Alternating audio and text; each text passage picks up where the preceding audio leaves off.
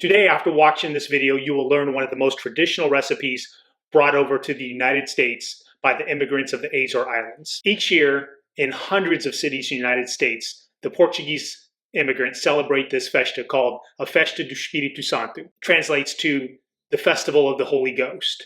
And I grew up in the Bay Area. Within a 20-mile radius of my house, there's at least 10 of these halls, and each one is doing this festival. At these festivals, you'll find a couple traditions. There's always a parade. There's a crowning of the queens. Usually there's a queen representing the hall or the district that's hosting the festival. And then also the queens from throughout the local area, sometimes from hundreds of miles away, will also show up. So all the queens from the different districts are showing up to the festival. And then there's a huge feast at the end of it all of braised beef and bread. There's a very interesting history to the Festa of the Espírito Santo. It goes back hundreds of years when communities throughout Europe, they believed there was a sect from Catholicism that believed there was a time of God, almost like the Old Testament. Then there was a time of Jesus. And then they believed there was going to be a time of the Holy Ghost or the Holy Spirit, the Trinity of God. And that during this time of the Holy Spirit, that's where utopia would come across the world. This was practiced by this sect of Catholicism for quite a while until the Pope put the kibosh on it. In 1256, Pope Alexander IV condemned the practice of this new sect of Catholicism, and it was almost wiped out through all of Europe. But Portuguese being stubborn, the King and Queen Isabel promoted the Festa do Espírito Santo and that belief in that sect and that the Holy Spirit was coming to bring this era of utopia. The tradition of the crowning of the queens and the feast served at these festivals stemmed directly from Queen Isabel. There was a famine in Portugal where hundreds of people were going hungry, and Queen Isabel would bring food from her castle to the poor. The king was upset by this. He wanted her to stop giving out free food. And one time he saw the queen out in public wearing a cloak. And the story goes as follows. The king saw the queen with this cloak on, and he thought, she was smuggling food to the poor. The king asked Queen Isabel to turn around. She said a prayer because she was smuggling bread. When she turned around, exposed her cloak, opened it up, instead of bread falling out, a bunch of roses fell out. So that's how that tradition of, you'll see a lot of roses used in decorating the parades during this event, the tradition of the crown, the tradition of feeding the poor with bread, all of this stems from Queen Isabel. I'll also put a link. I found some articles that are pretty interesting from the University, I believe it was San Jose in California, that go over a lot of the details of how this tradition got started. So I'll put a link on the details of that in the description area of YouTube. So now we'll get started on the recipe. We're going to use chuck roast. This is a braised or stewed type of meat. It lends itself to something like chuck or shank. Tough pieces of meat that are very flavorful and lends itself to that long braising time, which breaks down and makes the meat tender. It breaks down collagen. All tougher pieces of meat are, because it's the working part of the animal, have connective tissues like collagen. They're really tough, but when they reach about 160 to 180 degrees Fahrenheit and stay at that point for a lot of hours, that collagen gets converted to gelatin and it makes a very rich dish. So if you find chuck roast with bone in, feel free to use that, or if you want to find bones at your local butcher to stew along with the meat, that'll just add richness. Another cheap method that's not traditional at all, but it's very similar effect, is gelatin. Plain gelatin is basically beef bones, collagen and beef bones that have been boiled and that gelatin's extracted. So you get that same richness that you would from making a stock with a lot of beef bones. We'll get started. Let's do this. Some of the most traditional spices are for sure mint. Can't make this dish without fresh mint, a lot of mint. Bread, and then some cinnamon, some cumin. I have some allspice is an integral part of the dish. Whole black pepper, onions, garlic. I have some crushed tomatoes. You could use diced tomatoes. And I also have some tomato paste along with cloves. So let's get started on this traditional dish. Prep up some of our ingredients. I'm going to use 3 onions for this dish.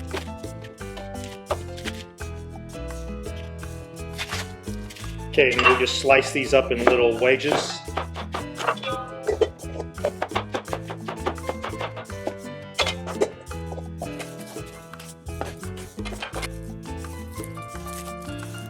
Okay, now we're gonna get our spices together. I'm gonna make something that in culinary school we call the bouquet garni. And it's basically a way to use whole herbs, things like allspice that you don't wanna bite into necessarily after it's been, so you wrap it up in a little package that steeps. It's almost like making a tea bag basically. So you wrap it up in a package that steeps inside this braised liquid the whole time, and then you just pop it out at the end. Doing research, it looks like quite a bit of recipes use this technique. I don't think it's totally necessary. Like, you can use some ground herbs. Like, I am going to use ground cumin instead of whole. We'll get a little bit of cheesecloth. And this is already doubled up a little bit. 2 layers. Put some black peppercorns in there, some whole black peppercorns, some whole cloves. It smells so good. I have some whole cinnamon, or in Portugal it's called canela. I have some allspice, and even though they call it allspice, it's really just one spice. You can put your bay leaf in here also. I have a bay leaf bush, so I just like to use my fresh bay leaf, but you could use dry. Cut off a piece of string to tie it up, and we're just going to fold this right up.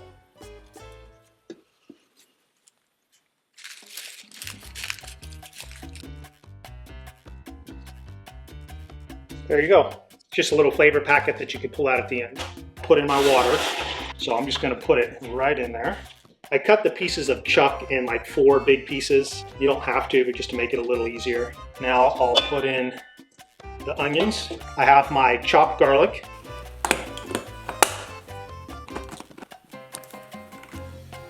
My tomato paste. I'm using 2 cans of crushed tomatoes. You could use diced tomatoes. I'm gonna put in the mint, then also reserve about half the mint that's just gonna be put in at the very end with the meat and also with the bread. I didn't have whole cumin, so I'm using powdered cumin. You know, this precise measuring method. You're gonna need about 4 teaspoons of salt, and then adjust at the end if I need to. 2, 3, 4. A lot of times when doing recipes, I have a little notepad. You could mark the time. You know, if it's 10 a.m., mark the time you started cooking the meat, and it should at least be 5, but the true sign will be when that meat just starts breaking apart. But again, this is a dish not to hurry up, and this is a dish that easily could be done the day ahead. But I'm gonna put this on top of the stove. You also could put this like in an oven around 300 degrees covered, however you like to do it, and go about your day and come back to it. Now, this isn't a necessary step with the plain gelatin. Definitely not traditional. But again, traditionally, they were probably, you know, they're not wasting any part of the cow. So I can imagine hundreds of years ago, they would slaughter the cow and, you know, probably cook it for hours, everything, bones and all. And you're getting a lot of gelatin extraction there and a lot of richness. If you're at the butcher shop and have bones, get a couple extra bones to throw in there, and that'll help pull some gelatin out of those bones and make it really rich. So this is kind of a little shortcut. I'm gonna put 2 packets of gelatin to bloom. I put a 1/4 cup of water in this pan, and blooming is kind of a way of hydrating gelatin. If you put this gelatin right into hot water, what would happen is the outside of this like big clump would get solid, would gelatinize right away and swell up and prevent water from getting absorbed into the inner parts of the gelatin. So put it in there and just kind of give it a little mix, and then just let it sit for about at least 5 minutes. It's already kind of just looking like jam almost. But this is a crucial step whenever working with plain gelatin especially. Let that do its thing, let it bloom. And usually blooming gelatin, you definitely want the water to be below 60 degrees, because above 70 is where gelatin actually starts to uncoil. You know, gelatins are proteins that uncoil as they heat up, and when they cool down, they trap water when they cool back down. That's how Jell-O stays solid. So I'll let that sit for 10 minutes, then I'll add it into the braised beef. Okay, this has been cooking for about 10 minutes. Bouquet garni's in there, giving flavor. The herbs in that little packet, gave it a stir to make sure the salt's incorporated well. Our gelatin's been blooming for about 5 minutes, soaked up water. It just kind of looks like a little rubbery mess. Now I will, and again, you don't have to do this step, but I'll temper it with a little warm sauce that's in here. And gelatin melts around 74 degrees to, you can see right away, it's just melting into that hot liquid. Between a 74 degrees Fahrenheit and about 104 degrees Fahrenheit. So it doesn't take a lot. And I'll just kind of let that melt a bit.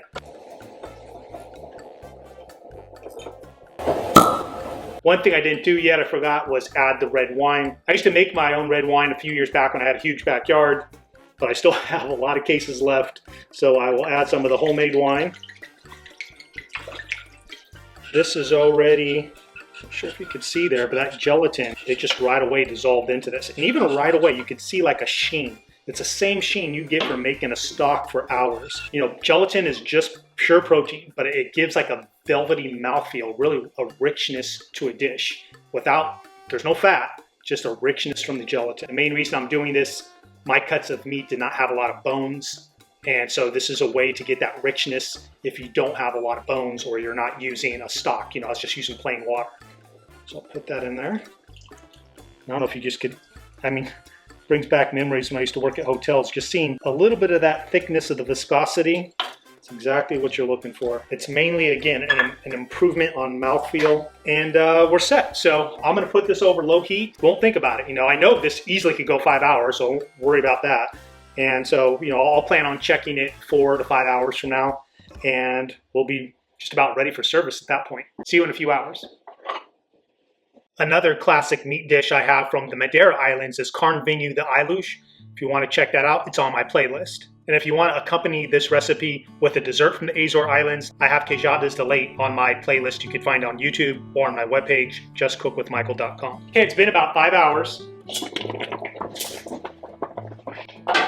Kind of want the meat to be falling apart. So if you go in with a fork, like it's almost there. See how I'm just able to kind of pull this apart. That piece came off. Looks like there's some tougher pieces and there's some pieces that are ready. It's probably the pieces that just have more of the connective tissue that aren't kind of quite ready yet. So I'm probably going to let it go just about another hour. So I'm going to chop up the cloves, or as it's known in the US, collard greens, and then I'm going to add it to the meat and let it go for about another hour.